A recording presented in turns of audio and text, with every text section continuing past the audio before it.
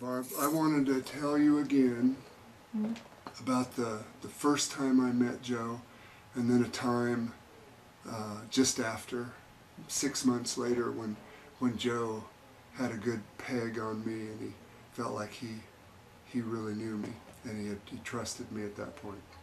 But the first time I met him was in April 1993.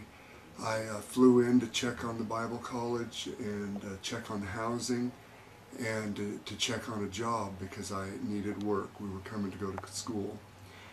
And I was at the Bible college, and they tried to encourage me to go to work for security on their facilities, but it just didn't, it didn't pay anything to speak of. It wouldn't really be possible.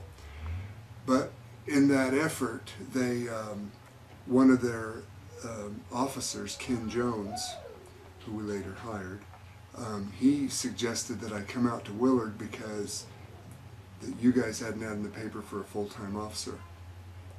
So I got right in my vehicle and I headed right up 160, and as I was proceeding westbound, I looked in front of me and there was a car, a police car. And I thought, well, this is very, very convenient. I'll follow them till they stop. And it turned out it was Arthur Hughes, and he pulled into a Tiger One Stop, a little coffee shop there. And I introduced myself and told him I was a police officer from Oregon and I needed work. And I heard he was looking for officers. And so he called Joe at the coffee shop. And Joe came down. And I couldn't believe it.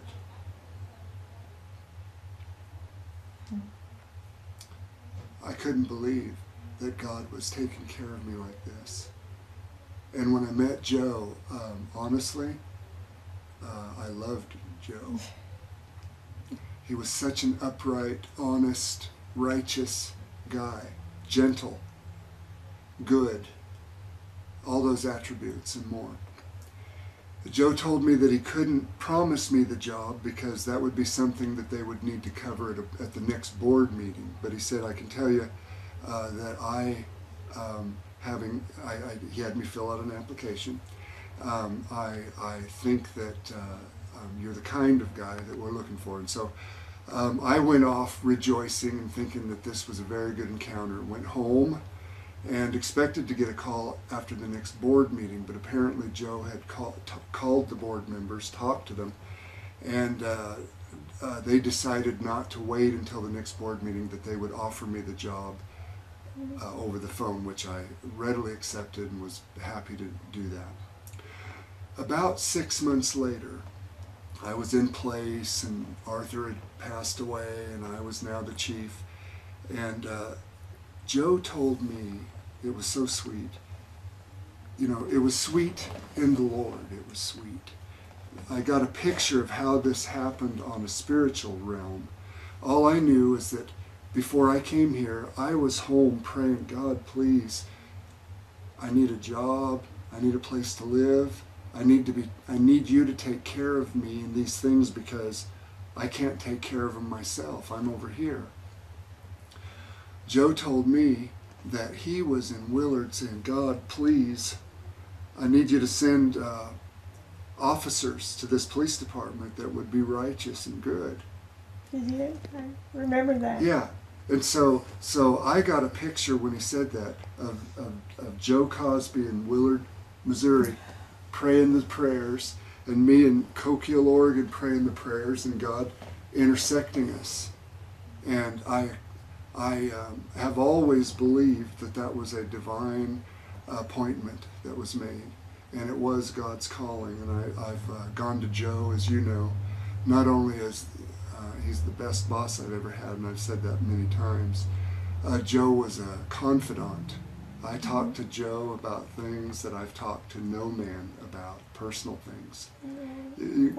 I don't know what it was, but I know you talked to him a lot. Right, but I could always trust that Joe's answers would be based on his life experience and his desire for me to have the best outcomes.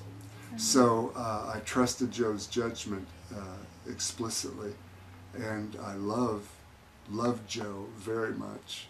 I couldn't decide and still can't whether he was a father or a brother or an uncle, and sometimes he was, he was all three, and I think it's okay.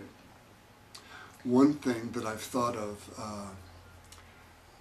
Barb, at the thought of his passing, is that what Joe was to me, I think it's right that I try and be to others.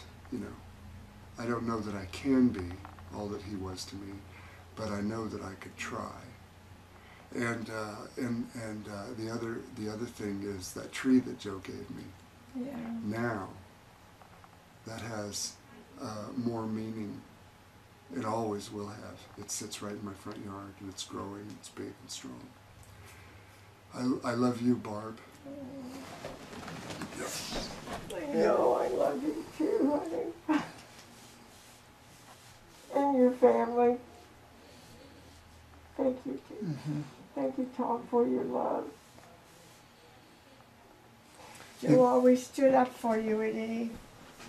And he used to tell me that it was so unusual to get a man that with Christian principles that employed him in his workplace, especially in correctional or a police officer, to do that. Mm-hmm. And he was so proud of that. And Willard should be just on their knees thanking God that we've had you as a police officer as long as we have, and the love that you've shown toward the people here in Willard. So it's mutual. Yeah. Well, thank you.